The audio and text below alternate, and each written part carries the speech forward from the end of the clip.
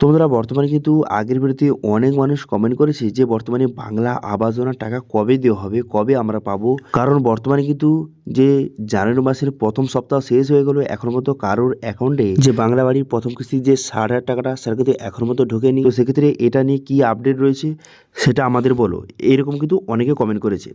তো তাদেরকে বলে কি আজকে এই ভিডিওতে খুবই গুরুত্বপূর্ণ আপডেট কিন্তু শেয়ার করব এই ভিডিওর মাধ্যমে। আজকের ভিডিওতে আপনাদের জানিয়ে দেবো যে কেন এত দেরি হচ্ছে, যে বাংলা আবাস যোজনার টাকা দিতে এত দেরি কেন হচ্ছে, এবং ইতিমধ্যে বহু মানুষের নাম কিন্তু বাদ দেওয়া হচ্ছে আবাস বাড়ির লিস্ট থেকে। এবার কেন বহু মানুষের নাম বাদ যাচ্ছে সেটাও কিন্তু এই ভিডিওতে আপনাদের জানিয়ে দেবো। টাকা কবে ছাড়তে পারে, এই বাংলা আবাস বাড়ির টাকা সবার অ্যাকাউন্টে কবে আসতে পারে, এবং সঙ্গে যারা সরাসরি মুখ্যমন্ত্রীকে কল করেছিলেন তাদের টাকা অ্যাকাউন্টে কবে ঢুকবে বা তারা টাকা কবে পাবে, এবং বাংলা বাড়ি নিয়ে বর্তমানে কী নতুন আপডেট রয়েছে সেটা কিন্তু আপনার সঙ্গে শেয়ার করবো। সেজন্য ভিডিওটা প্রথম থেকে শেষ পর্যন্ত অবশ্যই দেখবেন মনোযোগ সহকারে, এবং আমাদের চ্যানেলে প্রথমবার ভিজিট করে থাকলে আমাদের চ্যানেলটিকে সাবস্ক্রাইব করে রাখুন এবং পাশে থেকে বেল আইকনটিকে অবশ্যই প্রেস করে রাখুন। তো চলুন আজকে ভিডিওটা শুরু করে যাক। তো সর্বপ্রথম বলে কি যে টাকা দিতে দেরি এত কেন হচ্ছে বা টাকা এখনও ছাড়ছে না কেন, এর কারণটা হচ্ছে এখনও পর্যন্ত জেলা বা ব্লক স্তরের কাজ এখনো মধ্যে শেষই হয়নি।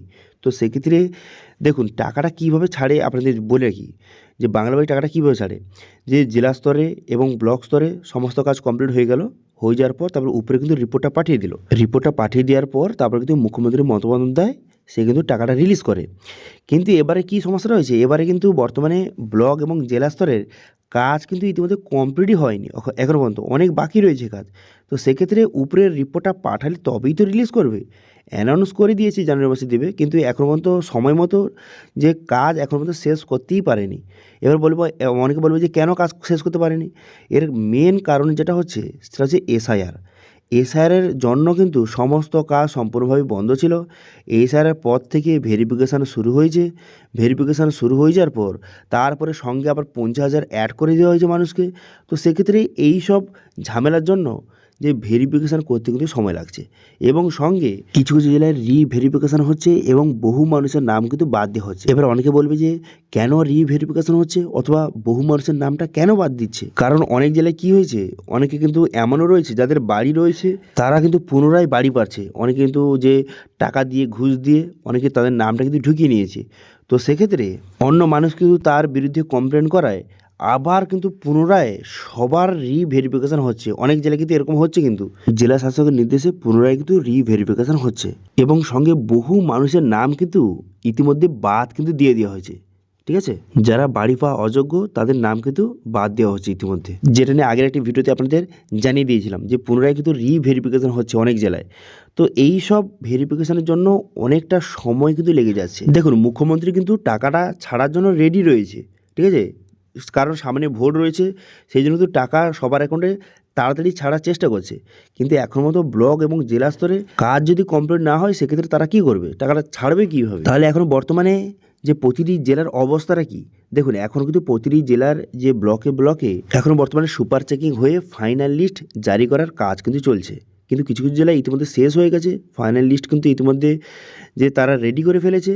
কিন্তু প্রায় অধিকাংশ জেলায় ইতিমধ্যে কিন্তু সুপার চেকের কাজ হয়ে ফাইনাল লিস্ট কিন্তু জারি করার কাজ কিন্তু চলছে। ঠিক আছে, এটা যতদিন না কমপ্লিট হচ্ছে ততদিন কিন্তু টাকা ছাড়া সম্ভব নয়, কারণ ফাইনাল লিস্টটা যে হয়ে যাওয়ার পর, রেডি হয়ে যাওয়ার পর তারপরে তারা পাবলিশ করে দেবে। এবার সেটা হতে পারে অনলাইনে যদি পাবলিশ করে দেয় খুব ভালো, না হলে অফলাইনে তারা যে পঞ্চায়েত এবং ব্লকে কিন্তু মারিয়ে দেবে, পুরো লিস্ট মারিয়ে দেবে।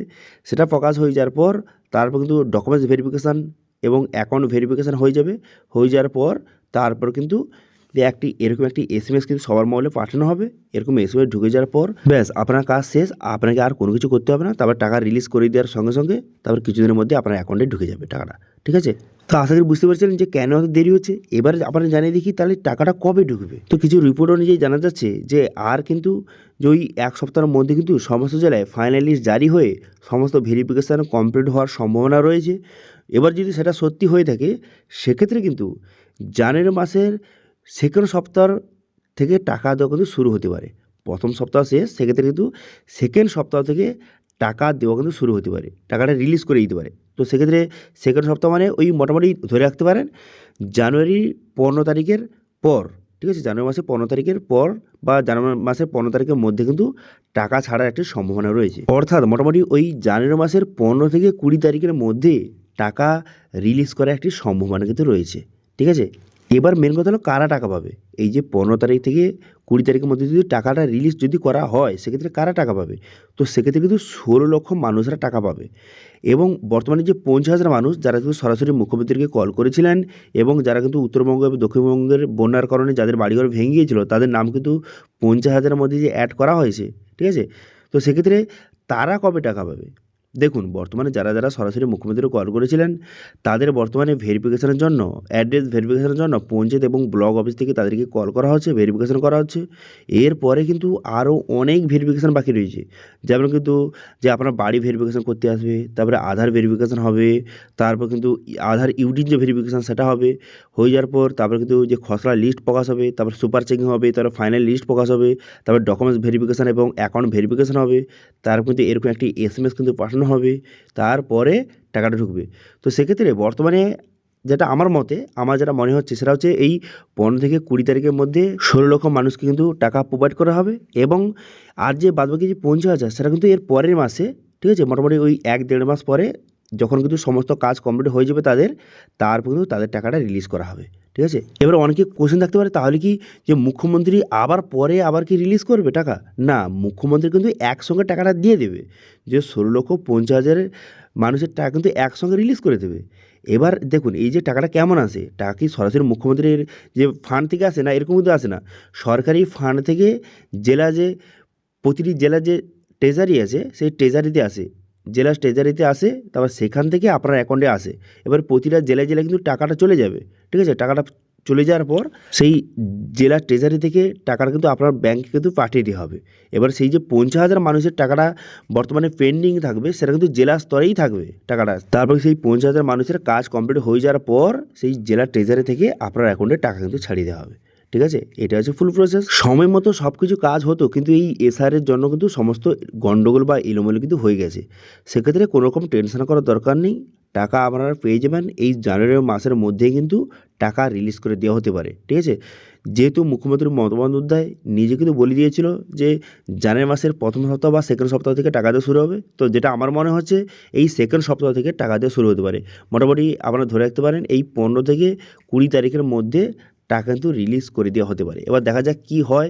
বর্তমানে কিছু রিপোর্ট অনুযায়ী আপনাদের আপডেটটা দিলাম, এবার সেটা সত্যি হয় কিনা দেখা যাক। যে 15 জানুয়ারি থেকে 20 জানুয়ারির মধ্যে টাকা রিলিজ করে কিনা দেখা যাক। এটা নিয়ে নতুন আপডেট এলে অবশ্যই আপনাদের প্রথম শেয়ার করব। ঠিক আছে, এবার আপনারা কোন জেলা থেকে বর্তমানে ভিডিও দেখছেন অবশ্যই কমেন্ট করে জানাবেন। এবং বর্তমানে আপনার কি মনে হয় যে টাকাটা কবে ছাড়তে পারে, অবশ্যই কিন্তু কমেন্ট করে জানাবেন। ঠিক আছে, তো এই ছিল আজকে আপডেট। ভিডিও ভালো লেগে থাকলে ভিডিওকে লাইক করে দেবেন এবং ভিডিও কিন্তু বন্ধুদের সঙ্গে শেয়ার করে দেবেন। এবং আমাদের চ্যানেলে প্রথমবার ভিজিট করে থাকলে আমাদের চ্যানেলটিকে সাবস্ক্রাইব করে রাখুন এবং পাশে থেকে বেল আইকনটিকে অবশ্যই প্রেস করে রাখুন। তো আজকে ভিডিওটা এই পর্যন্ত, দেখা হচ্ছে নেক্সট ভিডিওতে। Thank you.